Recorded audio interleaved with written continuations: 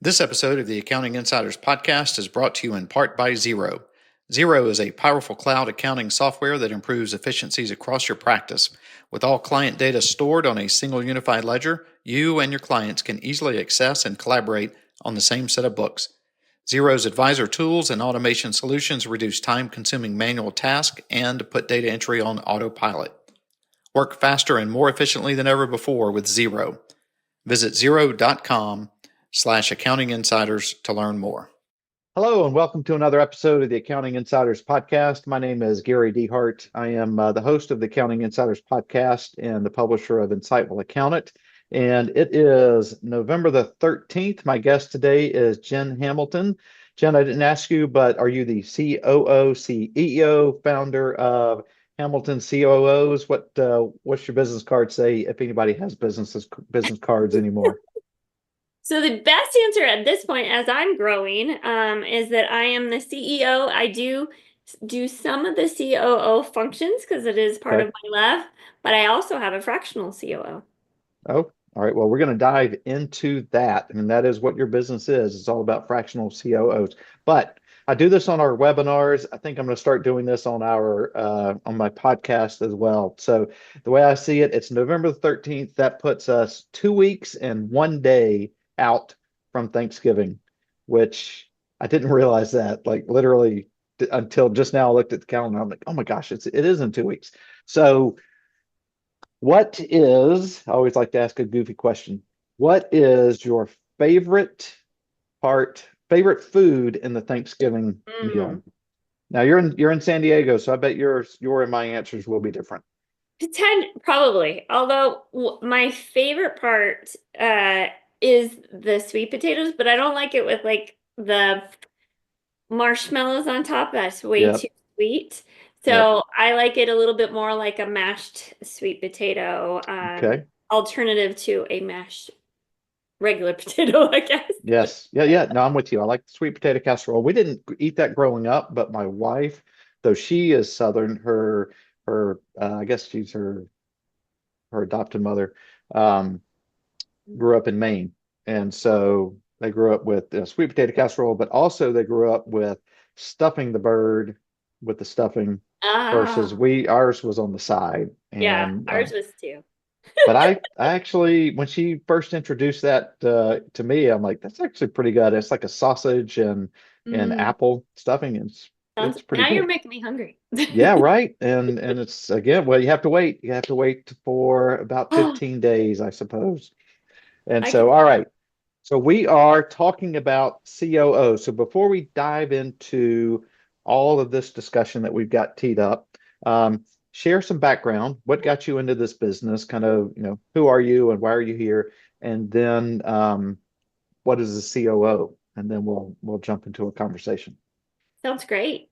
Well, Gary, thank you again for having me, and more than happy to share. Part of what it was exciting to be a part of this is that I started my career as a CPA, so I'm very familiar and love the accounting world.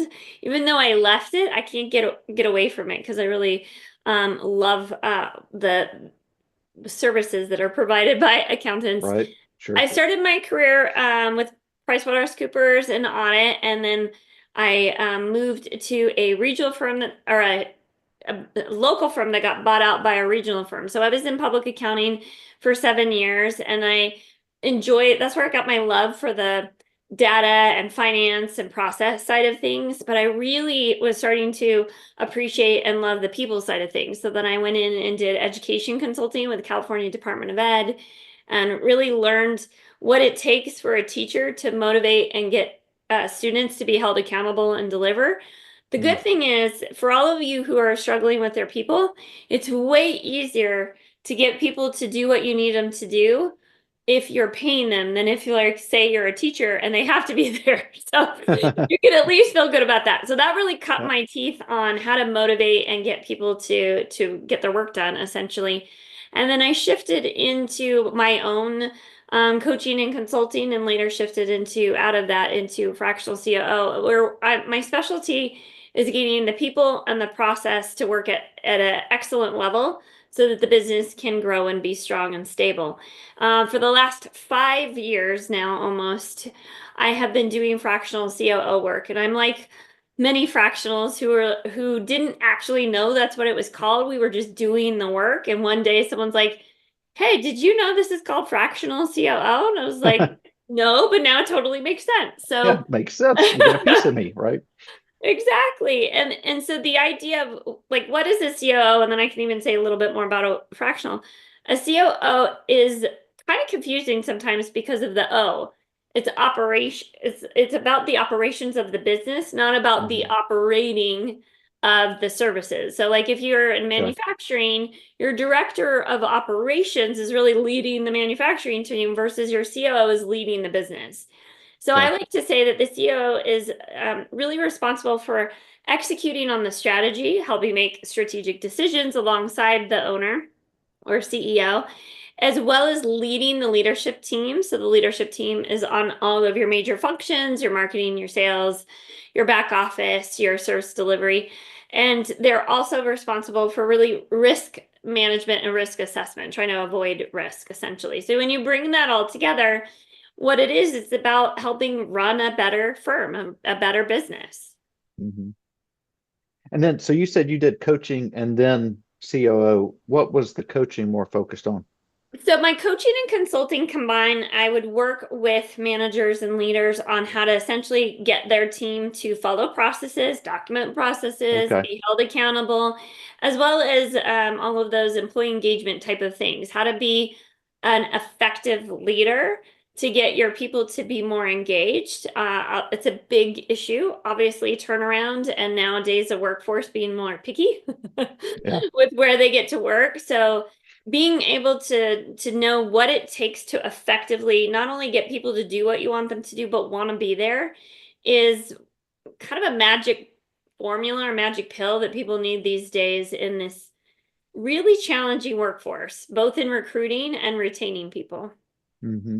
So since we're talking about workforce, we didn't talk about this kind of in the green room, but you brought it up, so I'm going to ask. And that is, what are you seeing in your clients? And we'll stick with the accounting because you're in professional services outside of accounting. But what are you seeing from a workforce standpoint in accounting firms? Are they uh, hurting for people? Are they bringing people back into the office or staying remote? What's the There's all kinds of things in there. I think the all of the hardest thing above? yes, is the answer. Some of the hard things, it's definitely accounting firms are finding this is getting and retaining good people. Sometimes now what's happening, and I mean it's happened I have been in the workforce for 25 years, and so it was over 25 years ago that I was doing accounting and became a senior and a manager, and I had some of the same problems then, right? People come in out of school, they don't want to stay there long. They're just using you as a stepping stone to get somewhere else. I think that's happening. I think it's happening in a more intensive way. And it's Mhm. always a challenge for a smaller boutique firm to fight for good talent against the bigger names, right? That's always still a challenge. I think it's actually to a little bit of an advantage now to a smaller firm in terms of beating out the bigger firms because if you really have an incredible culture, lean into that. That's going to have Mm. people want to both come to you and stay with you. Because if they see the alternative is working for a big machine and not really being seen, not really feeling like you're making a difference, not really having a say, not having the flexibility, if you have any of those things, just shout it to the world as you're recruiting and make sure you just really make that happen ongoingly. That's the things that are going to make the difference because I am now seeing and mentoring with my own son, who's a senior at UCLA, being recruited by larger firms Okay. and also smaller firms, is that he and this workforce, Gen Z in this case, is like, I don't need to work my butt off. I kind of like the idea of being a place where I get a little bit more personal touch, essentially, and a little bit more flexibility, a little bit more freedom. I could see a little greater connection to why I'm doing what I'm doing, bigger Mm, impact with my clients. That's really appealing to this generation, more than just the big name. It used to be all about the name. It still is right. in some of the larger schools and things. But when you really kind of peel back the onion, they might want the name on their resume, but how long are they going to stay? And if you can truly create an environment that feels like this is a place to stay, I think you're going to be much more successful. Now, Yeah. one of And those small things, firm. Oh, go ahead. no, go ahead. No, you go You ahead. were asking about remote. Oh, that is very appealing. Hmm. I think that the thing is, I mean, I was in audit, I was remote already. I was hoteling, it's like Oh, yeah. I didn't need to be anyway. But I think the thing is to check yourself. If you are causing people to be in the office for no good reason, not, like just to come in so that we can have culture is not enough. Have a cultural event, okay, we're coming in for a Thanksgiving party kind of thing. But if you're just having them come in because you want to micromanage them, let's be honest, if you're just needing to lay eyes and see what they're doing, you can do that through other communications and they will know that and will resent it. So Mm, just check yourself. Why are you having them in the office? If they don't need to and they can better serve their client or your client elsewhere, then consider that because it is very appealing for people to have flexibility. Doesn't mean they yeah. have to always be remote, but they have to have a reason to come in. Yeah. Especially if you're in a bigger city and you have big commutes, right? And um, because even yesterday I was on a trip, came back yesterday and got caught in traffic. I'm like, oh, I'm so glad I don't do this every day. But Yes, at the same time, I've worked in my, in my basement for I don't even know how many years now. I think 18 years. yeah, And so I've not been in an office in a very long time. And I think there's a lot of value in being in the office, absolutely. just the Yep. people interactions, et Yeah. cetera. But so before we dive into the others, so you work in other professional services, but sticking in kind of in this employee issue, are you Mhm. seeing similar issues across professional services? It's everywhere. It's everywhere. It's everywhere, Yeah, especially in service-based businesses, because obviously if you're on the manufacturing floor, you're in a restaurant, you're in a hotel, that it makes no sense if you're interacting with the clientele on site, of course. But in professional services, if they cannot hear a logical reason why they need to be in site on site, it's gonna be a question, and it just puts a little bit of doubt into, do you care about me? Which is right, when the day's done, we all want what's in it for me, right? And I want to right. be important. I want to be cared for.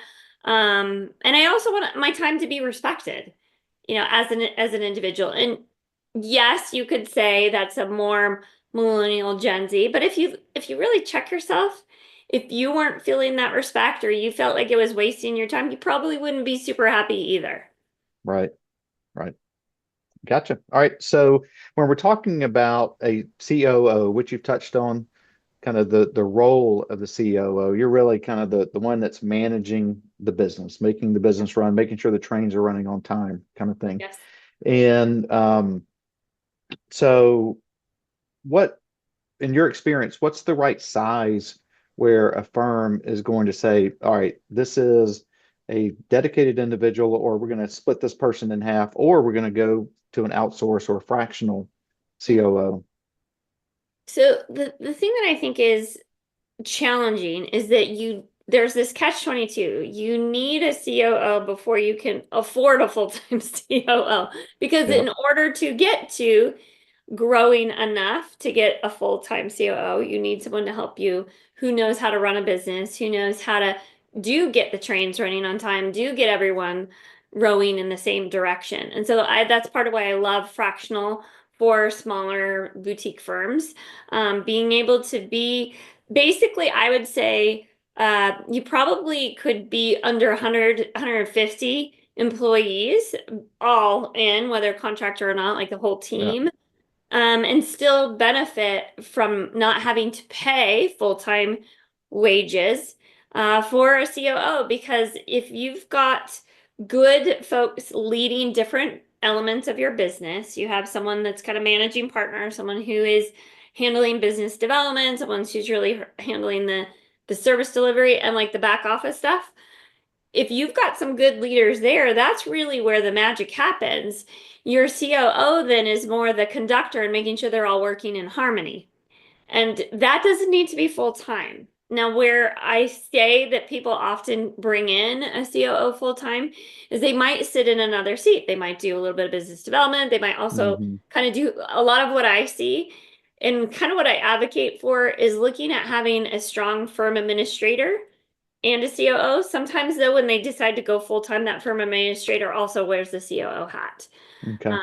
But fractionally, you can start to be able to get a high level executive with lots of experience and lots of experience in different kinds of companies, even currently, is very expensive. You know, you want someone who's been there, done that with many trial and errors with somebody else, not you, Yeah. right?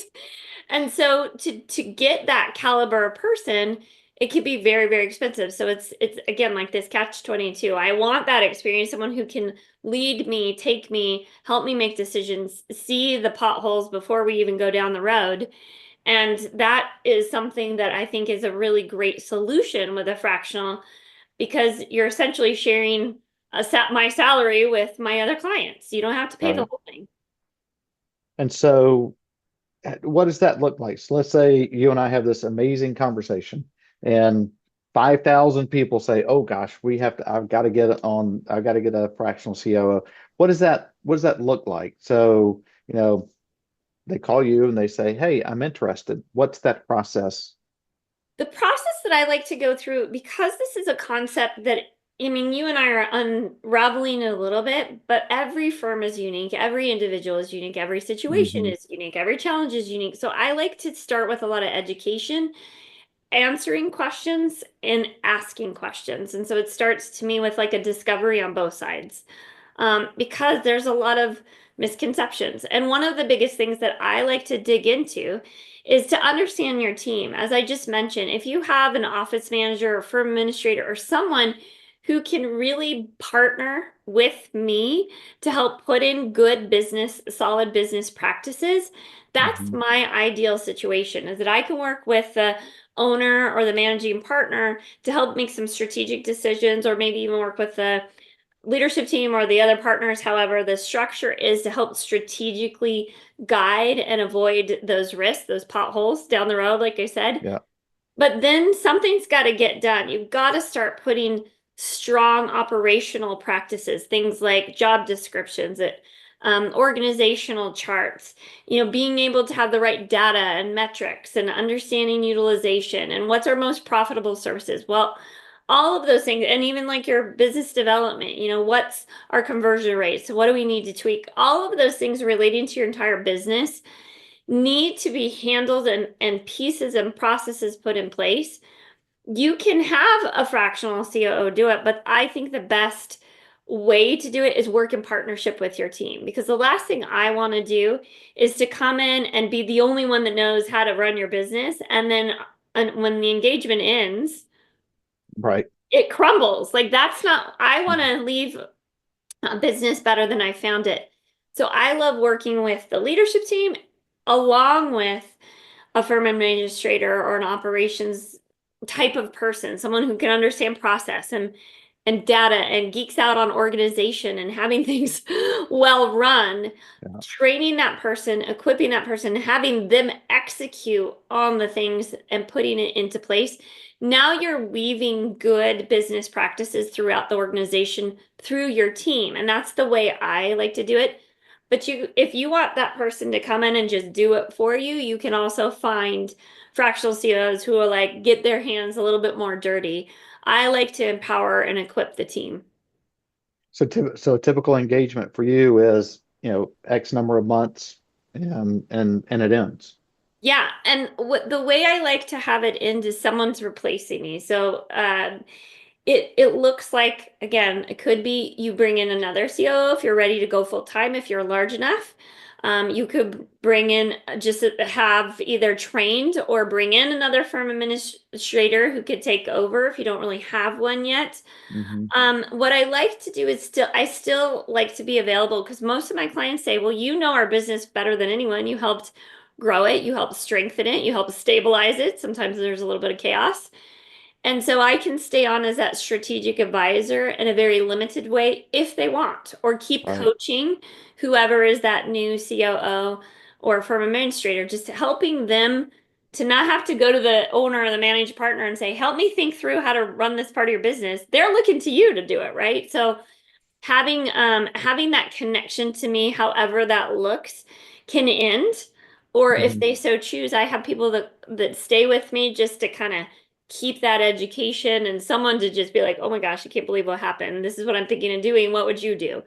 And so it's nice to have somebody who's been on the inside continue to mentor and guide and help think through decisions because there's a lot of tough stuff you're going to keep finding out. But I prefer that I really put in the good business processes, and it can take 9 months, it could take 18 months. It depends on how much time you're willing to commit as a firm because it will involve people being able to learn Right. a new process, being able to put in new ways of working, ways of communicating, ways of meeting. Like we're really kind of working at fine tuning every part of how you operate. And is there a minimum number of employees that a firm should have to make it for it to make sense for them and for you? The the smallest I've seen is like 4 or 5.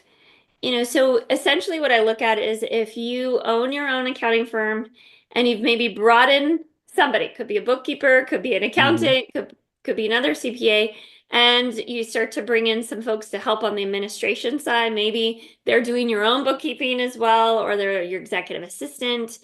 That's when you're starting to need some help to figure it out.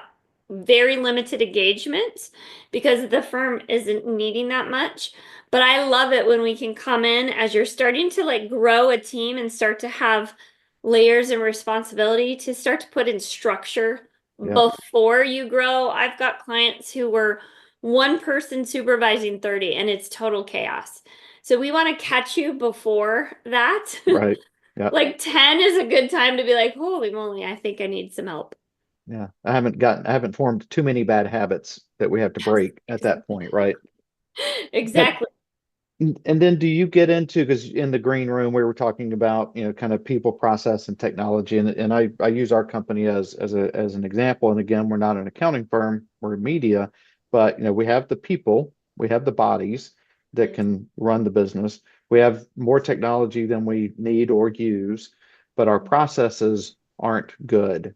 They're not they're not strong, and which is a weakness, right? That's a huge weakness in the business. And if the business can't perform, I don't know if you can hear the dog in the background, but we talked about dogs prior. But so if you can, sorry, she wants to go out, but she'll have to wait. And so it hampers our business growth because on we're spending either too much time on things or we're touching things too many times. And again, we have the technology to streamline this, but we've got to get trained up on it, and we need that conductor, that operations person that says, do this, then that, then this, then that, right? Right. Right. Is that part of the process that you go through and you look at kind of, all right, you've got the right number of people. I guess who was it, Jim Allen, right? The right people in the right seats on the right Yes. bus kind of thing. So you Yes. have the right people, you're missing, here's a gap in your technology stack, or do you go through that whole process? Yeah, essentially, when you're really looking at what is this business needs to be solid and to grow, there are both the people issues, the process, and then just the systems in general. So Hmm. technology, what is it that needs to be in place to run at your best? So one of the things I love the book with Simple Numbers by Greg Crabtree, and a lot of accountants um, can appreciate what he's saying, and then he sort of makes it into entrepreneurial language. But one of the things that really struck me, I've read that book now 3 times. I Yeah. really like it. But one of the things that really struck me, and it's sort of a no-brainer in especially in a service-based business, but your largest expense is your people. Right. Labor, salary is a huge expense, both those who are providing the service and those who are supporting the business. And the best way to profitability is productive people. And so Hmm. everything you're talking about is it's like my focus is on how do I make the team more productive. That's everything I'm looking at. And so that looks like getting the right people in the right seats. Every single engagement I've come in, maybe you're the first, whoever's out there that says they're the first, but every single one has always had a wrong person, wrong seat issue. Mm. So we do have to deal with some movement. Maybe they're in the wrong seat. Maybe they're wrong for your culture. Maybe they're toxic. Maybe they just never get their work done. We're always dealing with that when we come in as a fractional. And I like to Right. say that if you could handle all your people problems, you probably would never call me. So we're Right. almost always dealing with right, getting the right people in the right seats.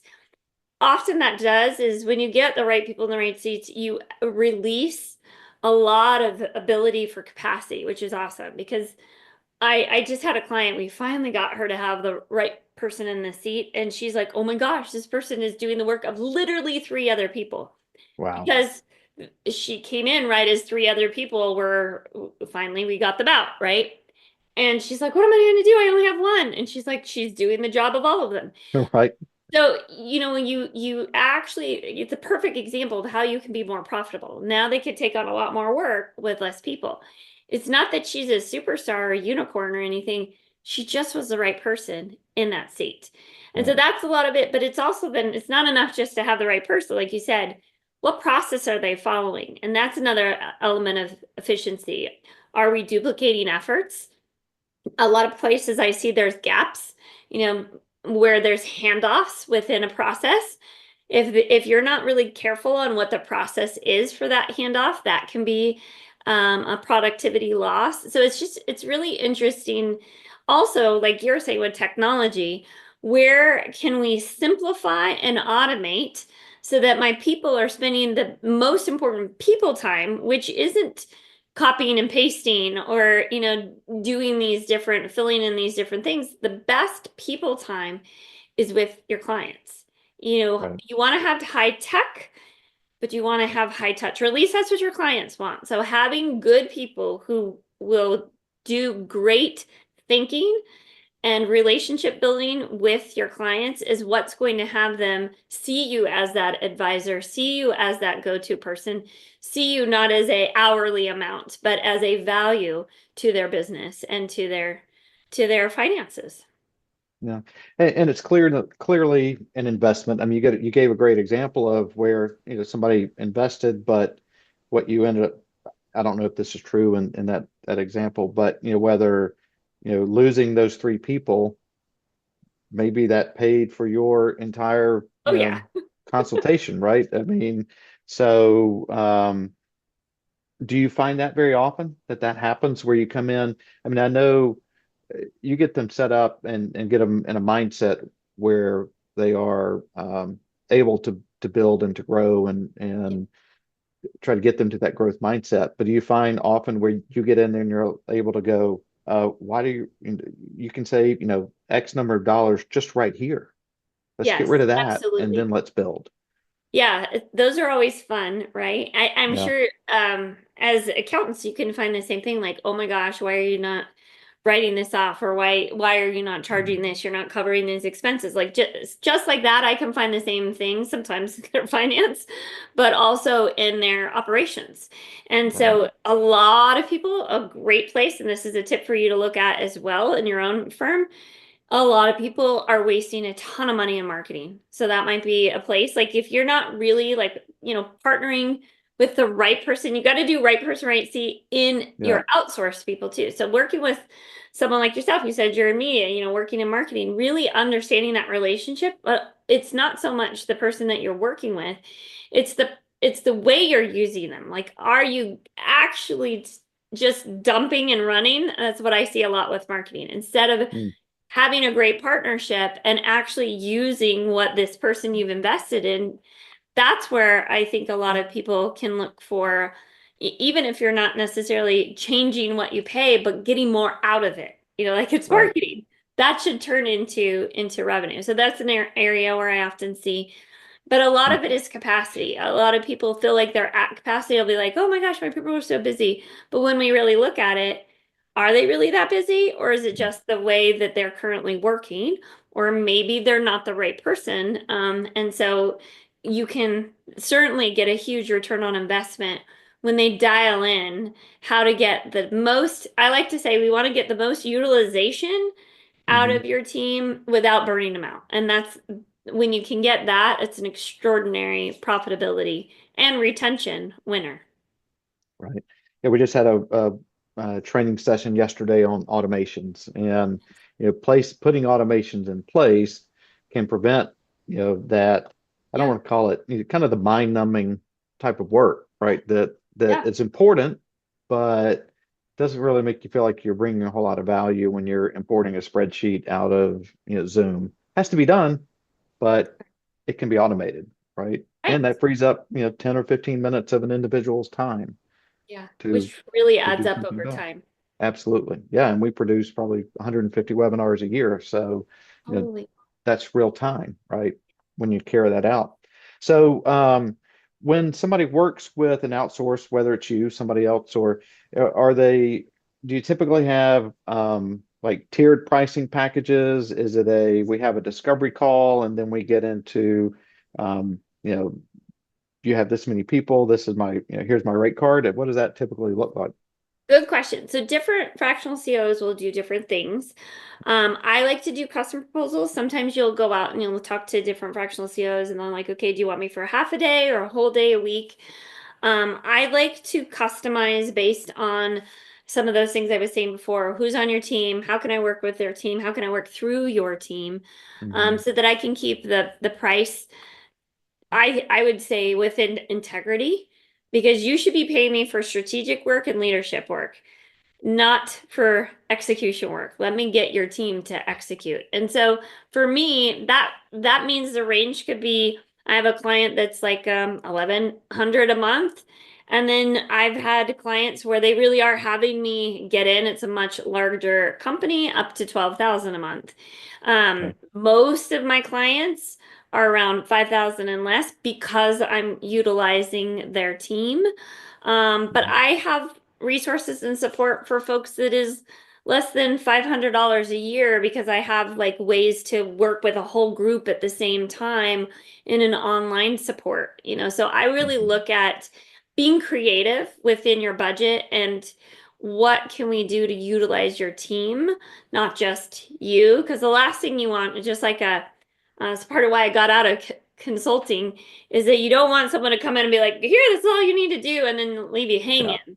I right. want to make sure you're able to actually execute on it. So that's part of why for me, it's really important to customize and customize to fit your budget. You could obviously increase as you grow, but I love to be able to make it work for you, what you need, not more. And obviously we can go less if that's what's in your budget for now. Yeah. Yeah, and that's interesting because thinking of it from a small firm perspective, you mentioned, the person comes in and says, "Oh, do all of this," and then they leave. Like, well, who's going to do it? I don't have people to do all that, which means it lands on my desk, and guess what? It's not going to get done Yeah. because I got to go generate revenue or I have to do X, Y, or, whatever it is that Yeah. my day-to-day job is. It's not about, redeveloping our process. We need Hmm. people for that, right? So Right. so you have this discovery call and kind of go through what that might look like. Yep. And what is there and when you were talking earlier, you mentioned something that made me write this question down. So what is the telltale sign that helps you know that this person is not a good fit For me as a client for or you? a Yeah, person within their for them to be your client. one of the so for me in particular, Yeah. one of the telltale signs for me and I'm sure it's none of your listeners, but it's the folks who are just doing it to make money. Mm, If you aren't there to also make a difference for your team and your client, I'm not interested. okay. For I really know, especially being an accountant, you can make a huge difference for your clients because they don't know what you know and they need you. They need that Right. advisory, they need that support, they need that guidance. And if that's what you're passionate about is really making a difference with your clients, I'm all on board. But also not to hurt your team in the process. Part of why I hopped around a little bit out of large firm environment is I didn't feel like anything other than a piece of machinery at Hmm. first. And, to be able to be somewhere where your team is acknowledged and appreciated for the unique gifts that they bring and how they are recognized for the impact they're making for the client, to me, that is critical because the way my processes work, the way I work to get the right people in the right seats, it will work if you are willing to honor your team and do right by your clients. So that to me is like a must. One would hope that's what you all are about, but it's a Yeah. good thing for you to see because that is also where more profitable businesses, more productive businesses come from. So it doesn't mean you're not going to be profitable. In fact, you'll probably be more profitable, and you'll be more productive because everyone's just like got that extra special sauce of energy, feeling like we're doing good work, working well together. Hmm. Yeah. The other thing that's non-negotiable for me is that they don't have someone who can execute because of what we were just talking about. Right. So sometimes I've told clients, come, I can help you get an executive assistant at the very least, but you need someone who you can turn to and say, okay, this is what I want to do, but you need to help me make it happen. Because the last thing we want to do, just like you're saying, is put more on your plate. You need someone to delegate to help execute on your behalf, not just because I'm going to come in and say, let's put in these good, solid business practices, but because you also need some time off of your plate. You're probably doing way more than you need to as the managing partner, as the owner, as any kind of partner who is also leading a business. So we need to get stuff off your plate so that you can start to be more strategic. You can start to do the things you want to do. And so it helps in both ways. And so that's kind of one of my non-negotiables. If you're not willing to bring in someone else to help you execute, Hmm. what I've seen is that you default to me and say, well, can you do this? Can you do that? I had a client who's like, well, can you go post this job description on Indeed? And I was like, do you No. realize how much you're paying me? I was like, no, I don't think that's the best Yeah. use of your money and your investment in me. Right. Yeah. I can. It's going to be very expensive, but I can do that for you. Right. I Right, mean, because you have right, to have boundaries. I mean, I imagine in your role, boundaries are critical, just like in the accounting profession, right? Because, a 100%. client is going to take until you have nothing left to give. Um, Right. and not because they're, in most cases, not because they're bad people or not because they're doing it on purpose. Why It's wouldn't you just, ask? yeah, right. Hey, I'm paying you, so I'm going to Yep, keep asking, right? And if yep, you say yes, then I'll ask again, right? absolutely. Yeah. So, so before we wrap up, you mentioned a like an EA, an executive Yep, assistant, yep. and what what do you see are kind of the key characteristics of a good executive assistant? I'm so glad you asked because And that there wasn't even planned. I know this is a good one though. This is gold. Not that again, I don't place executive assistants Yeah. per se. I like to work hand in hand with them to make things Hmm. happen. But there are folks that will use that term and aren't. Just like there are great accountants and there aren't. Right. There are great executive assistants and there aren't. So a couple things are that they are able to direct and manage you. That's the biggest one with an executive assistant. So leaders um, who just have to direct someone to do everything, to tell them what to do, that's not an executive assistant. That's an administrative assistant. Mm. When I say executive assistant, I say that on purpose because I want someone who can tell you, why are you doing that task? I should be doing it, and literally take it off your desk and stop you. Like they need to manage you. They also need to Hmm. be an extension of your accountability. So an extension of you. They can go follow up for you. They can go see what's happening here. They can go remind people because they are an extension of you. So it's also project managing, right? Like so those are the three key things. They can manage you. They're not afraid to go and act on your behalf. Obviously, you agreed to this. Right. And they can manage projects for you because a lot of times when you going back to like here you're handling clients, you're also handling firm requirements. And so you need someone who can really be great at handling project management, which means I can handle different deadlines, I can see what's next and keep track of all of that. They could do that for you. So those are some really key pieces to an executive assistant.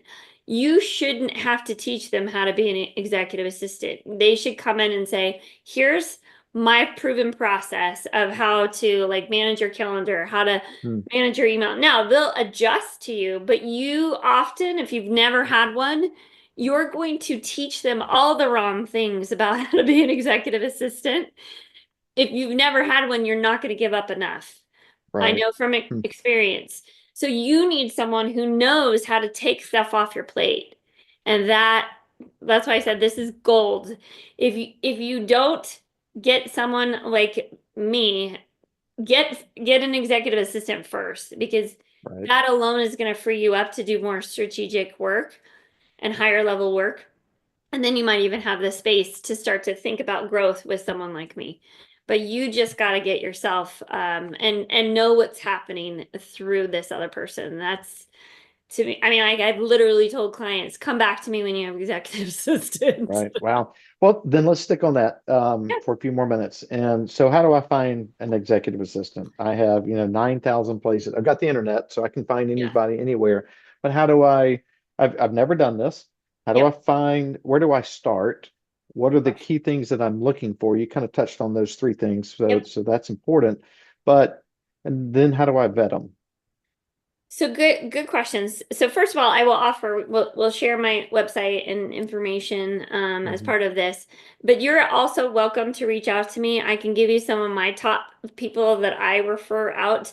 I will tell you what I like. You can do it however you want. I actually really like, especially from the firms that are small and growing, I really like using a firm that gets you an executive assistant.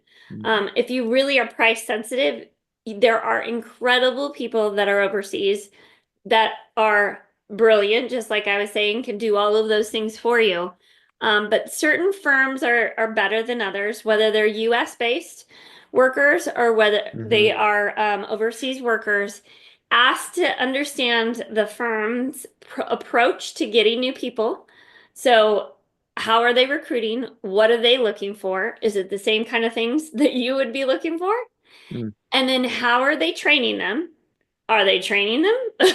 Because Right. again, you're basically saying you are doing the training for me because again, you probably don't know how to train an Right. executive Yeah. assistant. And then also, how are they holding them accountable so that you don't have to hold them accountable as much? They should also. So there's some limited firms who have figured that model out that they will recruit well, they will train well, they will onboard you together to also help train on your specific things, but they will also do ongoing accountability so that what you have asked your executive assistant to do, they are making sure it's happening. Mm. That to me is the sweet spot. It's part of why I like a firm because it's like having a manager of your executive assistant as part of the package with your executive assistant. So it's like getting two for one. Yep. I also like a firm because if that person is not the right fit for you or it's just not working out, or let's just say they need to go on vacation, Right. whatever the case is, maternity leave, Yeah. who knows, Yeah. like Life paternity leave, happens. Yeah. it happens. The firm is there to serve you. So just like if you have a firm, you guys are supporting each other and bringing in the right people, same thing. So that's my preference. You can go find someone and you could do the same process that you would do for hiring anyone. You can have a job description, you can hire an individual, but I like the protection of a firm kind of supporting and getting the right Hmm. people for you and that's been my favorite model. Okay. Well, great. All right, so we were going to wrap up with how people connect with you, and then you had some other resources that are on your website somewhere that Hmm. that that are probably good resources for people who hear this and go, I think I probably need this, but I may not quite be ready for this. I don't have Yeah. that EA yet. I don't have my Yeah. executive assistant yet, so I'm still early, but I do have a growth mindset. So Yeah. point people to that, and then we will wrap it up. So you can always email me, Jen, Jen, at Hamilton COOs. So it's HAMILTONCOOS.com, which is also my website, hamiltoncoos.com. On my website, you can find my contact page. So even if you fill out the, hey, can you give me those executive assistant referrals? I'll Yeah. happily do that or via email. You'll also find on my website that I offer free roundtables for CEOs and COOs. So basically, even if you're both, which if you don't have a COO, you're both Yeah. for your own firm, and we talk in a roundtable format with other professional service business owners and operation leaders about specific issues to running a firm. And these are Okay. completely free. We meet once a month, and we break into small groups about a certain topic. So, for example, the next topic coming up is around creating a culture of accountability. And so you get to have peers and some guidance. It is actually a roundtable, not a hidden web lecture or webinar. We are going in and hearing from other people how they're dealing with some of these different things. Okay. So that is an excellent resource. And I would say, even if you can't afford someone, please come to that because it's going to give you insights from other people who are doing the same sort of work. And from myself and other fractional CEOs on my team can give you that advice and mentoring and strategic support in a free environment. Okay. And is there one book that you would recommend people, Oh or maybe gosh. there's two? All right, you can do two, You have to but if like pick and choose. yeah, and well, you said the simple numbers was one, Yes, right? that's a So great we'll call one. that one. But That's a great one. Even though you all are accountants, it's just helpful to look at it from an entrepreneurial point of view by okay, another accountant. So I think that Simple Numbers by Greg Crabtree is great. From an operations point of view, one of the best out there, as you and I talked about earlier, I've been trained and certified in the entrepreneurial operating system, mm-hmm, EOS, the abbreviation. Traction is a book by Gino Wickman. What's great mm-hmm, about Traction is that you could have a firm administrator or someone that's really good and help. It'll actually walk you through putting in, I'd say most, but not all. There are some business practices that I also think is missing in there, but most of the way there. You'll get 80% of a stronger firm if you put in what is outlined in Traction. okay, yeah. And actually, at I didn't mention this when we were in the green room at Intuit Connect, one of their tracks or sessions. I don't know how many sessions they had off of it, but they had an EOS, at least a session, if not a whole track at Intuit Connect Yeah. last year. So that might be something for you to take a look at. Potential having an opportunity to get some good exposure through that next Absolutely. year, assuming they do it. I haven't heard a date for next year yet. So, but Thank you for that. so absolutely. So it's one more time on the email address. Sure. Jen, at Hamilton, COOs with a S.com. And then hamiltoncoos.com for the web Website. address. And there's a contact you form if anybody would need that. So thank you so much, Jen. I appreciate your Welcome. time. And Thank this you. makes me need to go hire an EA and a COO and and then go sit on the beach because they'll do all the work, right? Almost. Yeah, What something you're like left that. with is the fun work. Hopefully, right? If you do it Yes, right. So exactly. perfect. Well, great. Thank you so much. I appreciate your time. Thank you. I All right. appreciate the opportunity. Absolutely. Bye bye.